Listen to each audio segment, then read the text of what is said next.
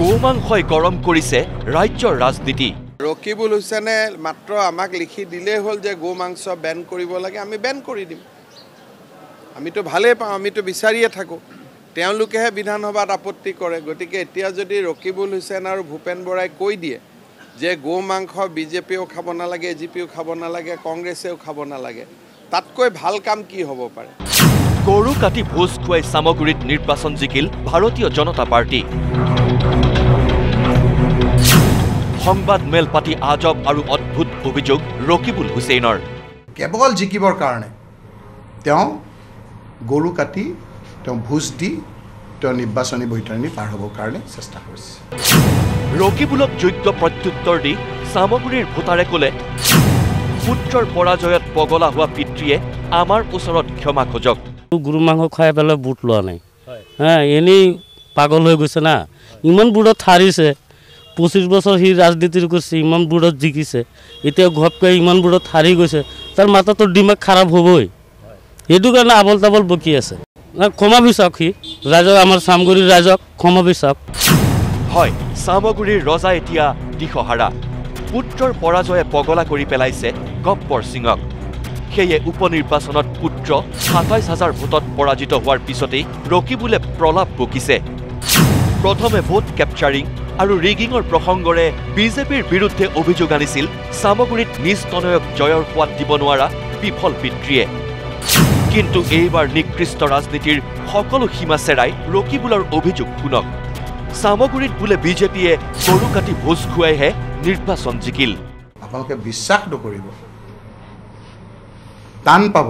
মই তেতিয়া সেইকাৰণে আপোনালোকক ছবি লৈ আহিছোঁ আজিকালি, যে কেৱল জিকিবৰ কাৰণে তেওঁ গৰু কাটি তেওঁ ভোজ দি তেওঁ নিৰ্বাচনী বৈতৰণি পাৰ হ'বৰ কাৰণে চেষ্টা কৰিছে। ধুবুৰীৰ সাংসদ তথা চামগুৰিৰ প্ৰাক্তন বিধায়ক ৰকিবুল হুছেইনৰ লেতেৰা ৰাজনীতি দেখি প্ৰতিক্ৰিয়া মুখ্যমন্ত্ৰীৰ। চামগুৰিৰ ভোটাৰক ৰকিবুল হুছেইনে 25 বছৰে কেৱল গো মাংস খুৱাইহে নিৰ্বাচন জিকিছিল নেকি?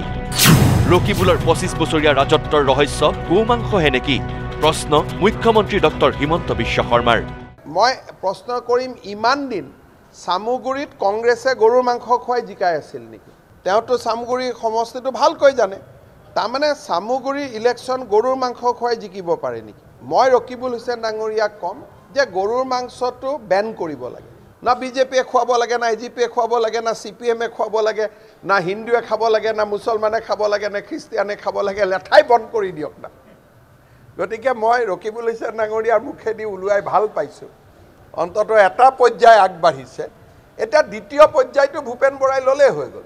লগতে মুখ্যমন্ত্ৰী ডক্টৰ শৰ্মাৰ ৰকিবুল হুছেইন আৰু ভূপেন বৰালৈ আহ্বান, মোক লিখিতভাৱে দিলেই মই অসমত নিষিদ্ধ কৰি দিম গো মাংস। গো মাংস নিষিদ্ধ কৰক বুলি এবাৰ লিখিত ৰূপত দিলেই 2024ত কংগ্ৰেছকেই ৰাইজে ভোট দিয়ক বুলি আহ্বান জনাই ময়েই প্ৰচাৰ চলাম বুলি তিৰ্যক মন্তব্য মুখ্যমন্ত্ৰীৰ। চাওক, ৰকিবুল হুছেইনে মাত্ৰ আমাক লিখি দিলেই হ'ল যে গো মাংস বেন কৰিব লাগে, আমি বেন কৰি দিম। আমিতো ভালেই পাওঁ, আমিতো বিচাৰিয়ে থাকোঁ।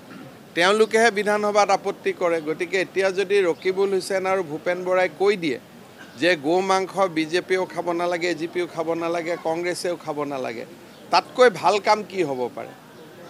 আৰু তেনেকুৱা কথা লিখি দিলে কংগ্ৰেছ দলে, তেতিয়াহ'লেতো অহা ইলেকশ্যনত ময়ে মানুহক ক'ম যে কংগ্ৰেছক ভোট দি দিয়ক বুলি। 5 বছৰৰ পিছত সকলো সংখ্যালঘু ভোটাৰেই বিজেপিকেই ভোট দিব। বিজেপিৰ আদৰ্শক ভাল পোৱাসকলে ভোট দিবই, কিন্তু বিজেপিৰ আদৰ্শক বেয়া পালে ভোট নিদিব। মন্তব্য মুখ্যমন্ত্ৰীৰ। অখিল গগৈক নাম মই লগাব পাৰোঁ নে কি কৰিব পাৰে, এইবিলাক চব তেওঁলোক একে আছে, এইটো প্ৰেছাৰ টেকটিক্স হয়। কিন্তু বদৰুদ্দিন আজমেলৰ বিদায় হ'ল, কিন্তু আমি সংখ্যালঘু চিটততো আমিয়ে জিকোঁ আজিকালি। আমি লগাব কিয় লাগে? কৰিমগঞ্জটো আমিয়ে জিকিলোঁ, চামগুৰিটো আমিয়ে জিকিলোঁ, আমি কাৰোবাক লগাব কিয় লাগে? এতিয়াতো ভোট আমিয়ে পাম। আৰু 5-6 বছৰ পিছততো চবেই নিজে নিজে বিজেপিক ভোট দি দিব। আমি ইমান কাম কৰি আছোঁ, হয় নহয়? আজি কোৰ্ট বিল্ডিংটো হ'ল, ইয়াততো সংখ্যালঘুও আহিব, সংখ্যাগুৰুও আহিব। চ' ইমান কাম হৈ আছে, সকলোৱে আমাকে ভোট দিব দুদিন পিছত। আমি খুজিব নালাগে, মানুহে নিজে দি দিয়ে। মইতো আৰু বাকচত উঠি ক'ব নোৱাৰোঁ যে আপুনি ভোটটো নিদিব বুলি, কিন্তু মই এটা কথা কওঁ যে বিজেপিৰ আদৰ্শক ভাল নাপায় যদি ভোট নিদিব। যদি আদৰ্শক ভাল পাই ভোট দিয়ে তেনে মই কেনেকৈ মানা কৰিব পাৰোঁ গো মাংসৰে ভোজ খাই চামগুৰিৰ ভোটাৰে জয় কৰালে বিজেপি প্ৰাৰ্থী দীপ্লু ৰঞ্জন শৰ্মাক ৰকিবুল হুছেইনৰ চূড়ান্ত অপমানসূচক মন্তব্যৰ পিছতেই জাঙুৰ খাই উঠিল সংখ্যালঘু ভোটাৰ পুত্ৰৰ পৰাজয়ে পগলা কৰি পেলোৱা ৰকিবুলে হেৰুৱাই পেলাইছে মানসিক সন্তুলন সেয়ে আবুল তাবুল বকিছে ৰকিবুল হুছেইন এতিয়া পাগল কুকুৰৰ নিচিনা হৈ গৈছে এতিয়া মানে সি যে ভাবা নাছিলে 24-25 হাজাৰ ভোটত যে সি হাৰিব সেই জীৱনত ভাবা নাছিলে এই হাৰাৰ পিছত তাৰ মেণ্টেলিটি প্ৰব্লেম হৈ আবুল তাবুল বকি আছে চামগুৰি ৰাইজক বিজেপিয়ে গো মাংস খুৱাই ভোট লৈছে যদি বিজেপিয়ে যদি গো মাংস খুৱাই ভোট লৈছে তুমি কি খুৱাইছিলা তুমি কি বেলেগ কিবা এটা মাংস খুৱাইছিলা নেকি মাইনৰিটি এলেকাত ৰকিবুল হুছেইনে পৰাজয় হোৱাৰ পিছত আবল তাবল বকি আছে আমাৰ মাইনৰিটি মানুহে যে গু মাংস খাই পেলাই যে ভোট দিছে এইটো মিছা কথা ভণ্ডামী ৰাজনীতি চামগুৰি ৰাইজৰ লগত নকৰিব ভণ্ডামী ৰাজনীতি চামগুৰি ৰাইজৰ লগত নকৰিব যিটো 24 বছৰ কৰিলে আজিৰ দিনত আপুনি আহক চামগুৰি সমষ্টিত যদি ইলেকশ্যন খেলিবলৈ মন আছে অহা 26ত আপুনি 40,000 ভোটত হাৰি যাব ইয়াৰ পৰা ৰকিবুল হুছেইনে ক্ষমা খোজক চামগুৰিৰ ভোটাৰক কৰা অপমান আমি সহ্য নকৰোঁ যে গোটেই চামগুৰিবাসীৰ লগতে গোটেই অসমবাসীৰ যিমান সংখ্যালঘু মানুহ আছে তেখেতসকলৰ ওচৰত তেখেতক ক্ষমা বিচাৰিব লাগে কাৰণ আপুনি বিগত 24 বছৰত আপুনি চামগুৰি সমষ্টিৰ পৰা MLA হৈছে মিনিষ্টাৰ হৈছে সেইবোৰ সংখ্যালঘু মানুহে আপোনাক ভোট দিছিলে যিসকলক এতিয়া আপুনি গু মাংস খুৱাই ভোট লৈছে বুলি বিজেপিক কৈ আছে তে আপুনি যে বিগত দিনবোৰত MLA হৈছিল বা মিনিষ্টাৰ হৈছিলে নিশ্চয় আপুনিও গু মাংস খুৱাই পেলাই ভোটটো লৈছিলে আপোনাৰ মাথা বেয়া হৈছে মাথা বেয়া হোৱাৰ কাৰণে আপুনি আবুল তাবুল নবকিব আৰু সংখ্যালঘু মানুহক অপমান নকৰিব মোৰ কথা এটাই আপোনালোকৰ চেনেলৰ জৰিয়তে মই আকৌ ৰকিবুলক কম যে আপুনি সংখ্যালঘু মানুহৰ ওচৰত আপুনি ক্ষমা বিচাৰিব লাগে এইটো জানো যে আমাৰ মিয়া মানুহ গৰু মাংস খাই তাই বুলি সি কিনি খোৱা নাই বা বিজেপি আমাক খোৱা নাই আমি নিজে কিনি খাইছোঁ আৰু আমি নিজে ভাল পাই ভোট দিছোঁ তাক আমি সেইটোৱে জানো আৰু ৰকিবুলে আমাৰ ইমান দিন যে ইয়াত চামগুৰি সমষ্টিত যে জিকি আছে কেনেকৈ জিকি আছে এইটো নিজে জানে এইটো কোৱাটো তেওঁ ভুল হৈছে আৰু যাতে এনেকুৱা নকৰে আৰু তেওঁ খেলিব আহক আহি পেলাই খেলক কিমান ভোটত হাৰাই তেতিয়া গম পাব পুত্ৰৰ পৰাজয়ত এতিয়া প্ৰলাপ বকিবলৈ আৰম্ভ কৰিছে ৰকিবুল হুছেইনে গতিকে সমষ্টিবাসীৰ ওচৰত অনতিপলমে ক্ষমা খোজক ৰকিবুল হুছেইনে প্ৰতিক্ৰিয়া কৃষিমন্ত্ৰীৰ পুত্ৰৰ পৰাজয়ত বিব্ৰত হৈ ৰকিবুল হুছেইন ডাঙৰীয়াই প্ৰলাপ বকিছে অন্য একো নহয় গোমাংস খুৱাই ভোট লোৱা বুলি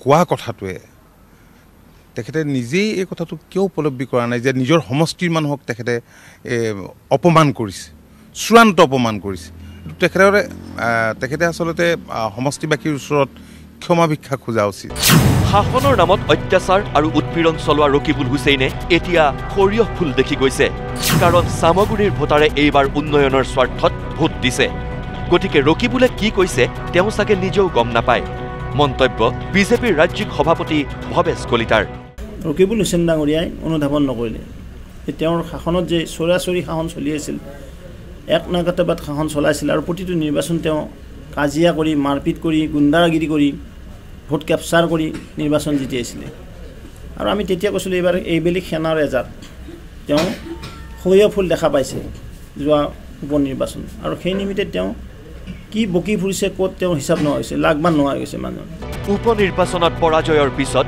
কংগ্ৰেছ তথা ৰকিবুল হুছেইনৰ এয়া নিকৃষ্ট ৰাজনীতি বুলি মন্তব্য কেন্দ্ৰীয় মন্ত্ৰী পবিত্ৰ মাৰ্ঘেৰিটাৰ আজিৰ তাৰিখত কোনো সাম্প্ৰদায়িক সংঘৰ্ষ নাই কোনো গোষ্ঠীগত সংঘৰ্ষ নাই উগ্ৰপন্থীৰ গুলীত এজনো মানুহৰ মৃত্যু হোৱা নাই আনকি ৰকিবুল হুছেইনৰ দৰে প্ৰতি সপ্তাহত এটাকৈ গড়ৰো হত্যা হোৱা নাই এই সময়ত সেইবিলাক উন্নয়নমূলক ভাল কথা পাতিম কিন্তু কংগ্ৰেছ আবাৰ কি কয় ৰকিবুল গৌৰৱ বাহিনীয়ে কি কৈছে গৰু মাংসৰ কথা এইবিলাক লজ্জাজনক কথা ইমান এইবিলাক ইমান নিকৃষ্ট পৰ্যায়লৈ যাব নালাগে ব্যুৰো ৰিপৰ্ট নিউজ লাইভ